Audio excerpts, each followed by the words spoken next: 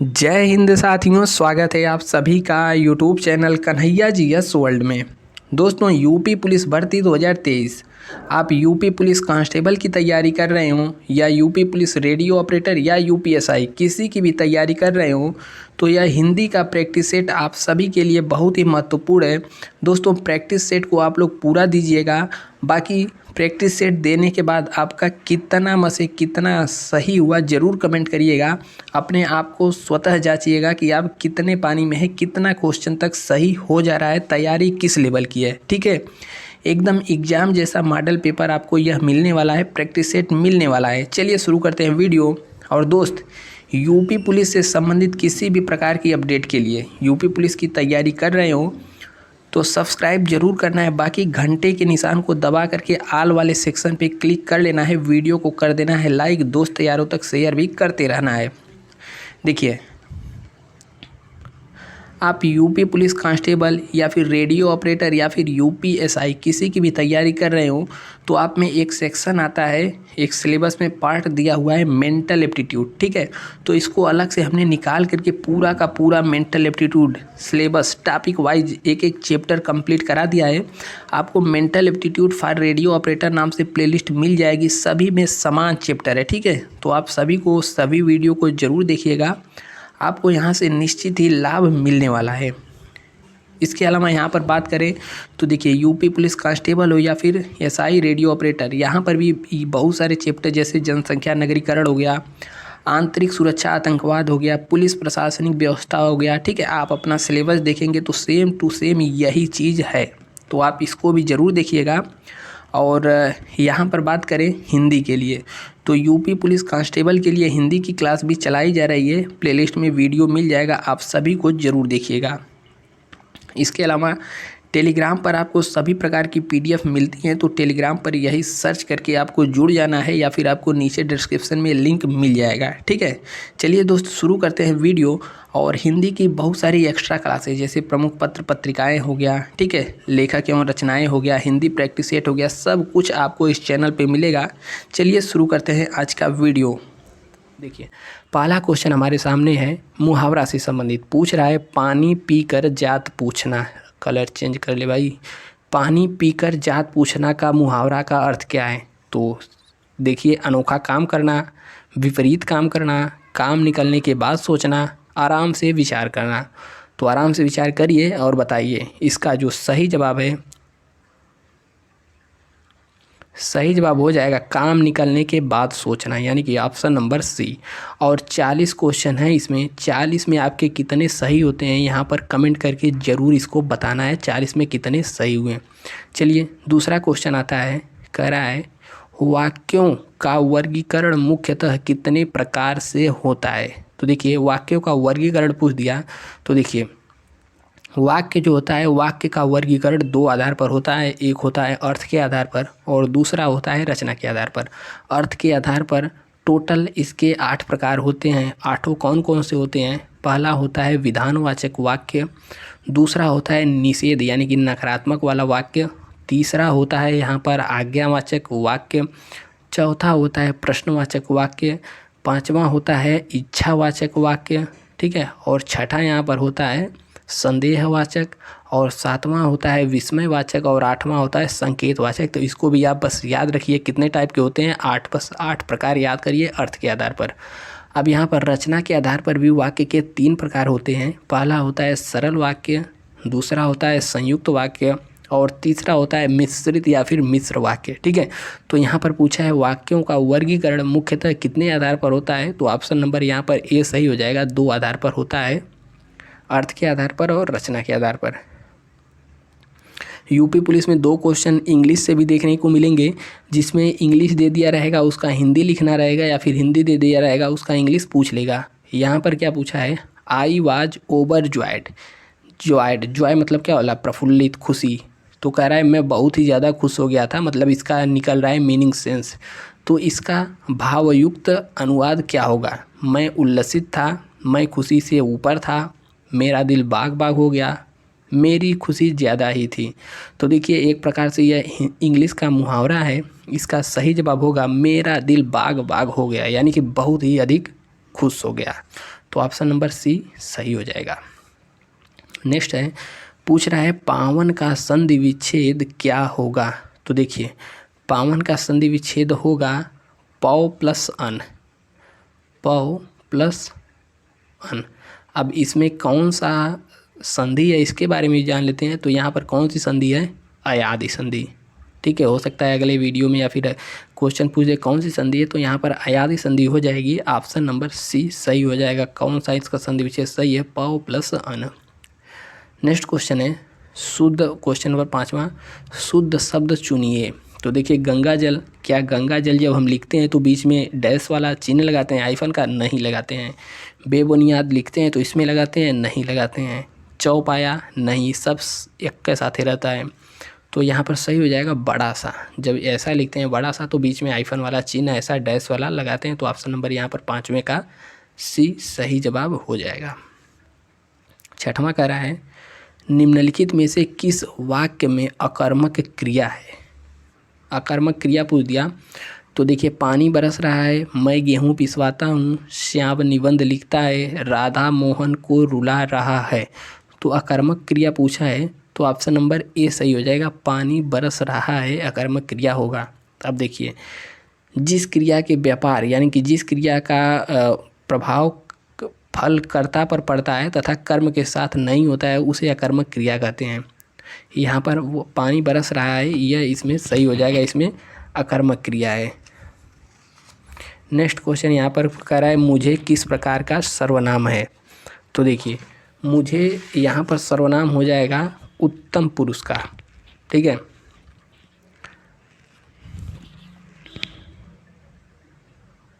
उत्तम पुरुष में कौन आते हैं, जैसे कि कोई भी बात अपने लिए कही जाती है, जैसे मैं, हम, हमारा, मेरा, मुझको, यह सब किस में आता है, उत्तम पुरुष में। तो यहाँ पर मुझे किस प्रकार का सर्वनाम है, उत्तम पुरुष। अन्य पुरुष में पूछ देता है तो जैसे कौन, मतलब ऐसा बात कहा जाए जिससे लगे कि दूसरों के लिए कहा गया है, वहाँ पर अन्य पुरुष हो जाएगा। नेक्स्ट क्वेश्चन 8वां यहाँ पर पूछ रहा है कि अर्थ के आधार पर शब्द कितने प्रकार के होते हैं। तो अर्थ के आधार पर शब्द कितने प्रकार के होते हैं। तो यहाँ पर अर्थ के आधार पर शब्द कितने प्रकार के होते हैं। तो अर्थ के आधार पर होते हैं 4 प्रकार के। कौन कौन से प्रकार होते हैं, चलिए यहाँ पर देख लेते हैं। देखिए अर्थ के आधार पर 4 प्रकार के होते हैं। कौन होता है, जैसे अनेकार्थी शब्द हो गया, दूसरा हो गया एकार्थी शब्द, तीसरा हो गया समानार्थी या फिर पर्यायवाची शब्द जिसे कहते हैं, और चौथा हो गया विपरीतार्थी शब्द। अगर यही पूछ दे रचना के आधार पर कितने प्रकार के होते हैं, ठीक है, रचना के आधार पर पूछ दे तो रचना या फिर इसको व्युत्पत्ति भी कहते हैं, व्युत्पत्ति। ठीक है, व्युत्पत्ति के आधार पर पूछे तो यहाँ पर भी 3 प्रकार का होता है। कौन कौन, रूढ़ होता है, यौगिक होता है, और इसके अलावा यहाँ पर होता है योग रूढ़। ठीक है, 3 प्रकार के होते हैं रचना के आधार पर। अगर यहीं पर पूछ देते रूप या फिर प्रयोग के आधार पर तो यहाँ पर 2 प्रकार के हो जाते हैं। कौन कौन से, विकारी हो जाएगा और यहाँ पर हो जाएगा अविकारी। ठीक है, तो यह सब याद रखिए, यहाँ से क्वेश्चन पूछता रहता है। रचना के आधार पर 3, रूढ़, यौगिक और योग रूढ़, रूप के आधार पर 2। तो यहाँ पर जो क्वेश्चन पूछा था अर्थ के आधार पर तो 4 प्रकार के होते हैं। ऑप्शन नंबर बी सही हो जाएगा। नेक्स्ट क्वेश्चन 9वां करा है लालटेन में शब्द निम्न वर्गों में से किस वर्ग में आता है। तो लालटेन जो है यह विदेशी शब्द है। ठीक है, तो देसी विदेशी पूछता रहता है, जैसे लोटा हो गया, खटिया हो गया। ठीक है, यह सब देसी शब्द में आ जाता है और लालटेन यह विदेशी है। यशोदा में संधि का नाम बताइए। तो यशोदा का संधि विच्छेद क्या होता है। तो यशोदा का संधि विच्छेद होता है यश, यहाँ पर 2 बिंदी आ जाएगी प्लस दा। जिस भी संधि में या फिर जहाँ पर भी 2 बिंदी आ जाए तो इसे हम लोग कहते हैं विसर्ग संधि। ठीक है, विसर्ग, बिंदी विसर्ग, वि से बिंदी विसर्ग, ऐसे याद रख लीजिएगा।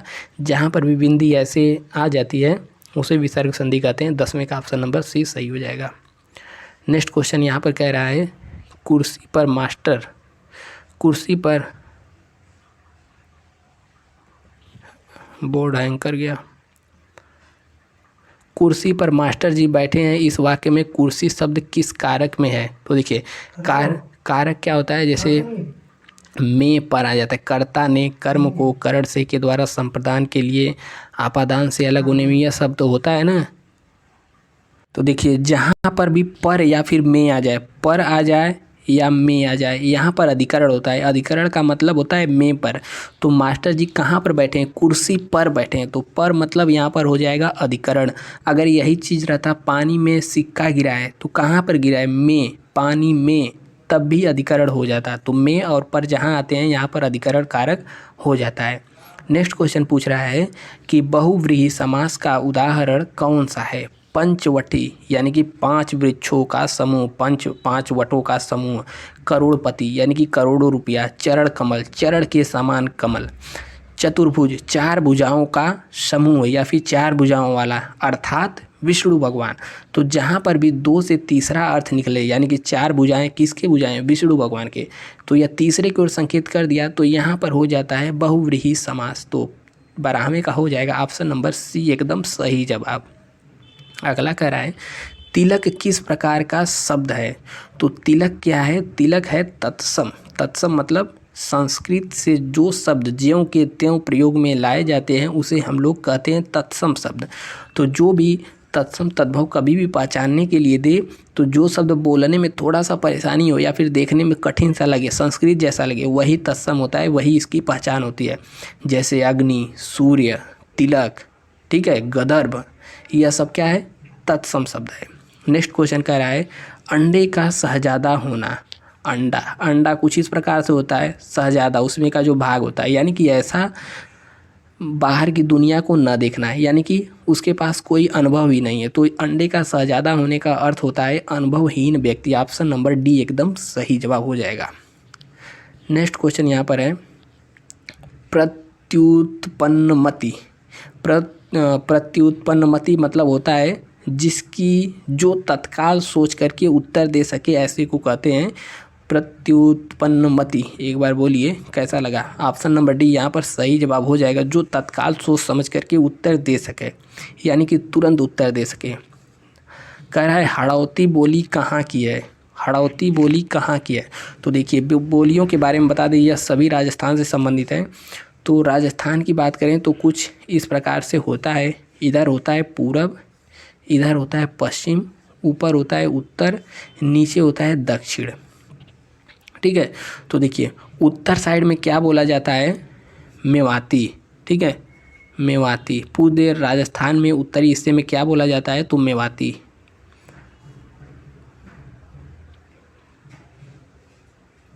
मेवाती। और नीचे क्या बोला जाता है? मालवी, ठीक है, मेवा माल, मालवी। और इधर पूर्व साइड में जयपुरी और मेवा माल जय मार। यहाँ पर क्या बोला जाता है? मारवाड़ी। तो इसको याद रखिएगा, याद रख सकते हैं मेवा माल जय मार, ठीक है। तो उत्तर में मेवाड़ी, दक्षिण में मालवी, पूरब में जयपुरी और पश्चिम में मारवाड़ी।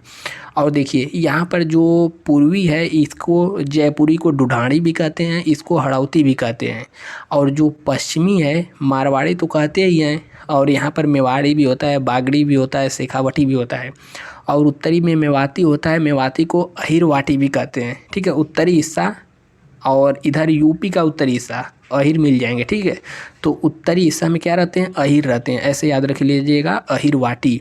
और दक्षिणी हिस्सा को मालवी तो कहते हैं, इसके अलावा निमाड़ी भी कहते हैं, ठीक है। तो यहाँ पर हड़ौती पूछा है तो जयपुरी को, यानी कि जयपुरी, ढूढ़ाड़ी, हड़ौती यह सब होता है। तो यहाँ पर सही जवाब 16वें का क्या हो जाएगा? ऑप्शन नंबर बी, पूर्वी राजस्थान में बोली जाती है। नेक्स्ट क्वेश्चन है प्रेमचंद्र के अधूरे उपन्यास का क्या नाम है? तो मंगलसूत्र जो प्रेमचंद्र का अधूरा उपन्यास है, तो इसका सी जवाब सही हो जाएगा। और इनके अलावा और उपन्यास की बात करें तो जैसे सेवा सदन हो गया, प्रेमाश्रय हो गया, रंगभूमि, कायाकल्प, निर्मला, गबन, गोदान, कर्मभूमि, यह सब प्रेमचंद्र के ही उपन्यास हैं। नेक्स्ट क्वेश्चन यहाँ पर कह रहा है शुद्ध वाक्य चुनिए विराम चिन्ह, यानी कि जिसके पीछे विराम चिन्ह होगा इस प्रकार से देख करके शुद्ध वाक्य चुनना है। कह रहा है आप शायद पटना के रहने वाले हैं, पीछे फुल विराम लगा दिया है। आप शायद पटना के रहने वाले हैं, यहाँ पर बिंदिया नहीं लगाया है, तो एकदम मैं गलत हो गया। नेक्स्ट कह रहा है आप शायद पटना के रहने वाले हैं, यहाँ पे तो कोई ऐसी बात नहीं की जा रही है कि जिसको इन्वर्टेड कामा में लगाया जाए, तो यह भी गलत हो गया। आप शायद पटना के रहने वाले हैं। देखिए जब हम आप किसी से पूछते हैं आप शायद रहने वाले हैं, तो एक तरीके से उससे हाँ या ना में उत्तर जाना चाहते हैं, क्वेश्चन पूछते हैं, तो आप शायद पटना के रहने वाले हैं, तो यहाँ पर पीछे क्या लग जाएगा, क्वेश्चन मार्क, उससे पूछना चाह रहे हैं, तो ऑप्शन नंबर यहाँ पर डी सही जवाब हो जाएगा। नेक्स्ट क्वेश्चन कह रहा है अघोष वर्ण कौन सा है 19वां। तो देखिए यहाँ पर अघोष और सघोष की बात करें तो अघोष यानी कि जिसको बोलने पर हमारे स्वर तंत्रियों में कंपन उत्पन्न नहीं होता है उसको हम लोग अघोष कहते हैं। सघोष किसे कहते हैं, जिसको बोलने पर हमारे स्वर तंत्रियों यानी कि जो नटई गला है यहाँ पर बोलने में कंपन उत्पन्न होता है, इसको हम लोग सघोष कहते हैं। तो देखिए जैसे अघोष में क्या हो जाएगा, क ख, देखिए एक बार बोल के देखिए तब यहाँ पर पता चलेगा। जैसे मान लीजिए कोई शब्द का पहला अक्षर लिख दें क ख ग घ अंगा, ठीक है। तो देखिए क बोलिए ख बोलिए कंपन नहीं उत्पन्न होगा, लेकिन जैसे ही बोलेंगे ग, तो ग बोलेंगे तो क्या होगा, कंपन उत्पन्न होगा स्वर तंत्री में, घ अंगा। तो जो किसी भी वर्ड का जैसे क ख ग लिखते हैं, फिर क ख ग घ अंगा च छ ज झ, तो पहला और दूसरा जो होता है यह अघोष होता है, लेकिन जो पीछे का 3 होता है यह क्या होता है, सघोष होता है। इसके अलावा बात करें जैसे अघोष की, तो क हो गया, ख हो गया, जितने भी होते हैं हर वर्ड का पहला और दूसरा अक्षर और प्लस जितने भी व्यंजन है जैसे स यानी कि तीनों स, यह भी अघोष होते हैं। तो 19वें का सही जवाब क्या हो जाएगा, ऑप्शन नंबर डी सी, स क्या है, अघोष है। एक ही समय में, इसके लिए एक अर्थ यानी कि एक ही समय में यानी कि समसमायिकी, तो ऑप्शन नंबर 20वें का सी सही हो जाएगा। 21वां कह रहा है पार्थिव। पार्थिव किसे कहते हैं, जिसका संबंध पृथ्वी से रहता है। सुनते हैं ना पार्थिव शरीर, यानी कि समझिए मिट्टी होने वाली शरीर, मिट्टी से संबंधित शरीर, तो पार्थिव शरीर मतलब जिसका संबंध पृथ्वी से हो, option number D.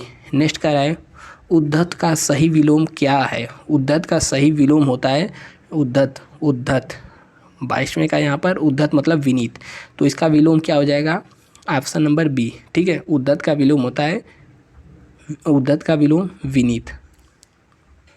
Next question, घर का पर्यायवाची क्या होता है। तो देखिए घर का पर्यायवाची बहुत सारा होता है, जैसे सदन हो गया, घर हो गया, मंदिर हो गया, धाम हो गया, निकेतन, आलय, गेह, शाला, शाला में बड़का सा वाला रहेगा, ठीक है, शाला, यहाँ पर मकान, यह सब घर के पर्यायवाची हैं। तो यहाँ पर गेह आ जाएगा, ऑप्शन नंबर डी सही हो जाएगा 23वें का। नेक्स्ट करा है विपरीतार्थक शब्द चुनिए। शोषक, शोषक यानी कि जो शोषण करता हो, शोषण करने वाला शोषक, तो पालने वाला पोषक, तो ऑप्शन नंबर 24 का बी हो जाएगा पोषक, ऑप्शन नंबर 20 सही। नेक्स्ट क्वेश्चन, कहावत शब्द में प्रयुक्त प्रत्यय, प्रत्यय मतलब पीछे, उपसर्ग मतलब आगे, उ मतलब आगे, पी मतलब पीछे, तो प्रत्यय यानी कि जो पीछे लगता हो, कहावत में पीछे क्या लगेगा, 25वें का यहाँ पर देखेंगे तो डी आवत, कहा प्लस आवत, कह प्लस आवत क्या हो जाएगा, कहावत। अब देखिए यहाँ पर आ गया, ऐसे भी प्रीवियस ईयर क्वेश्चन में हमें देखने को मिले हैं, जो भी पुलिस कांस्टेबल जो ऑफलाइन पेपर होता था तो उसमें ऐसे क्वेश्चन पूछे गए, आप पढ़े होंगे तो पता होगा। इसमें क्या करना है हम बता देते हैं। जैसे यहाँ पर लिख गया प्रतियोगिता में भेजे गए फ़ोटो, यह तो पहला शब्द हो गया, और यहाँ पर पीछे छठवां दे दिया है, इस पेज में होगा, देखिए फ़ोटो वापस नहीं भेजा गया, यानी कि फ़ोटो वापस नहीं भेजा गया सबसे पीछे आएगा, और यहाँ पर प्रतियोगिता में भेजे गए फ़ोटो। अब इसके बाद हमें शब्द चुनना है कि इसके बाद क्या आ सकता है। तो इसके लिए सिंपल सा तरीका है, आप एक एक को उठा करके पीछे बैठाते जाइए, देखिए कौन सा बैठ रहा है। प्रतियोगिता में भेजे गए फ़ोटो अवश्य भेजें ताकि फ़ोटो अस्वीकृत हो जाएं। प्रतियोगिता में भेजे गए फ़ोटो के साथ उचित आकार का पर्याप्त दाग, भेजे गए फ़ोटो होने पर उसे वापस भेजा जा सके, ठीक है। तो इस प्रकार से इसको रोक करके आप आराम से मिला करके पढ़ सकते हैं। तो इसका जो सटीक आंसर बैठेगा, देखिए प्रतियोगिता में भेजे गए फ़ोटो, ऑप्शन यहाँ पर दिया है, ठीक है। तो ऑप्शन से भी हम पकड़ सकते हैं, पहले र वाला रखेंगे कि व य ल, एक एक को ट्राई करते रहिए। र वाला रखते हैं तो यहाँ पर देखिए प्रतियोगिता में भेजे गए फ़ोटो के साथ उचित आकार का पर्याप्त डाक, ठीक है, वह लगाएंगे, देखिए फिट बैठता है कि नहीं। डाक अवश्य भेजें ताकि फ़ोटो ताकि फ़ोटो अस्वीकृत होने पर उसे वापस भेजा जा सके, वरना अस्वीकृत टिकट लगा और अपने पते वाले लिफाफा फ़ोटो वापस नहीं भेजा जाएगा। ल वाला लास्ट में आएगा, ठीक है। तो अस्वीकृत, एक बार इसको आप लोग बैठा करके देख लीजिएगा ध्यान से। अगला क्वेश्चन पे हम बढ़ते हैं, तो इसका ऑप्शन नंबर सही हो जाएगा, ऑप्शन नंबर डी। देखिए वैसा ही क्वेश्चन यहाँ पर गया, तो इसको हम लोग डिटेल से बढ़िया देखते हैं। देखिए पहला तो शब्द हमको लगाना है फोटो के साथ प्रतियोगी फोटोग्राफर, और एकदम पीछे आएगा हानि के लिए वह स्वयं जिम्मेदार होगा। अब देखिए ऑप्शन से ही हम लोग उठा करके इसमें बैठाते हैं, देखिए कौन सा सही होगा। पहले ऑप्शन यही उठाते हैं। देखिए फोटो के साथ प्रतियोगी फोटोग्राफर व्यक्ति की अनुमति प्राप्त कर ली है, और वह लगाएंगे और के बाद संलग्न करें कि उसने फ़ोटो खींचे, फिर यह लगाएंगे, एक मिनट, यह लगाएंगे। पहले हमको क्या लगाना था, र लगाना था। फोटोग्राफर के साथ प्रतियोगी फोटोग्राफर, र लगाएंगे। इस आशय का प्रमाण पत्र, ठीक है, संलग्न करे कि उसने फ़ोटो खींचे, व्यक्ति की अनुमति प्राप्त कर ली है, और इस विषय में प्रकाशक को होने वाले नुकसान हानि के लिए वह स्वयं जिम्मेदार होगा। तो देखिए जब हम इसको बैठाएंगे तो एकदम पता चल जाएगा कि क्या हम शब्द सही बैठा रहे हैं, ठीक है। तो उस प्रकार से यहाँ पर सही जवाब हो जाएगा 27वें का। एक बार इसको रोक कर वीडियो आप लोग अच्छे से बैठाते हुए चलिएगा, ठीक है। अब देखिए जैसे 28वां आ गया, 2-3 क्वेश्चन ऐसे मिल सकता है।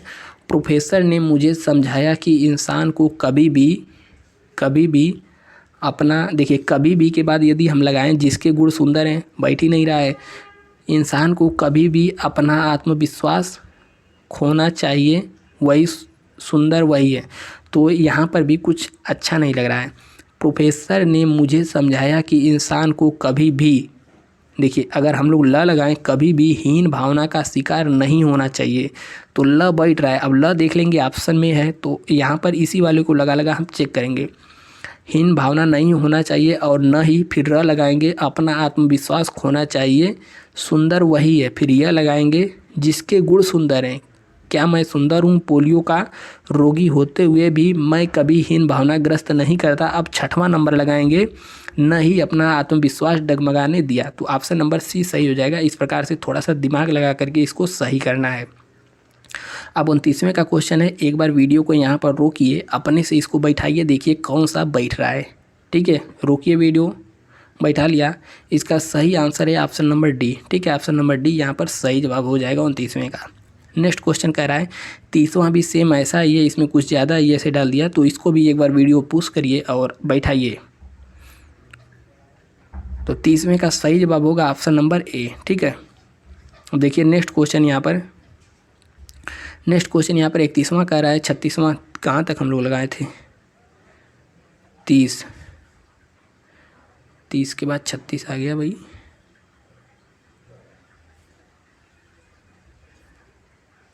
ठीक है, तो वहाँ पर गद्यांश था, तो गद्यांश को हमने लिया नहीं है, क्योंकि गद्यांश बहुत ज़्यादा लंबा हो जाता है। कहिएगा तो गद्यांश का एक अलग से क्लास ले लेंगे, 4-5 गद्यांश उसमें कर लेंगे, ठीक है। गद्यांश में क्या है कि अपने से ही पढ़ करके उसको सही बनाना रहता है, तो यहाँ पर गद्यांश लंबा है तो थोड़ा टाइम लग जाएगा, ठीक है। तो गद्यांश को अपने से ही जितना हो सके उसका प्रैक्टिस करिए। तो यहाँ पर 40 क्वेश्चन में से गद्यांश के 4 कम हो जाते हैं, तो 36 क्वेश्चन बचते हैं। 36 में से बताइएगा कितना सही हुआ। यहाँ पर कह रहा है उस कवित्री की कविताएं बहुत पसंद आई। इसमें क्या करना है, अधोरेखित लेखांकित शब्द को नीचे लिखे गए शब्दों में से 3 अशुद्ध हैं, चौथे रूप में शुद्ध, यानी कि शुद्ध करना है। तो देखिए यहाँ पर कह रहा है कवित्री, तो कवित्री का शुद्ध क्या होगा, कवियत्री होगा, गलत होगा। कवयत्री होगा, नहीं होगा। कवित्री होगा, नहीं होगा। सही जवाब होगा ऑप्शन नंबर डी, ठीक है। बहुत ही फेमस क्वेश्चन है, यह बार बार पूछता रहता है। तो कवित्री का क्या होगा, कवयित्री। 36वें का ऑप्शन नंबर हो जाएगा डी। 37वां कह रहा है प्रधानमंत्री के भाषण की श्रुति लिपि उसने उसी समय ले ली। श्रुति लिपि, तो देखिए इसका शुद्ध शब्द क्या होगा, श्रुति लिपि नहीं होता है बल्कि होता है श्रुत लिपि। तो श्रुत लिपि ऑप्शन नंबर यहाँ पर मिल रहा है बी, ठीक है। श्रुत लिपि, और दोनों की मात्रा आगे की यानी कि छोटी ही रहेगी, यहाँ पर ध्यान रखना है। यह भी ऐसा ही है लेकिन इसमें बड़ी ही मात्रा लगा दिया तो गलत हो जाएगा 37वां। 38वां कह रहा है भग्गू सेठ तो बहुत ही दुष्चरित्र व्यक्ति है। तो देखिए दुष्चरित्र कैसे शुद्ध लिखा जाता है, यहाँ पर देख लीजिए, दु आधा स च री त्र, दुष्चरित्र। ठीक है, तो इसमें जब हम लोग खोजेंगे तो यहाँ पर 38वां ही मिलता जुलता है, यहाँ पर दुष्चरित्र मिल जाएगा, तो 38वें का ये हो जाएगा। 39वां क्या करना है, तो यहाँ पर कह रहा है 4 विकल्प दिए गए हैं, इनमें से सही अर्थ का चयन कीजिए। देखिए मुंह की खाना, तो यह मुहावरा हमने बहुत सुना है न्यूज़ में, मुंह की खानी पड़ी पाकिस्तान को, मुंह की खाने की पड़ी, तो क्या हो जाएगा, मुंह की खाने की पड़ी यानी कि हारना पड़ा। 39वें का सही जवाब हो जाएगा option number C. Next question कह रहा है डपोर शंख। अब लगाइए दिमाग, इसमें क्या सही होगा, डपोर शंख। इस मुहावरे का सही क्या होगा, बिना सिर पैर की बातें करना, यानी कि ऑप्शन नंबर यहाँ पर बी हो जाएगा एकदम सही।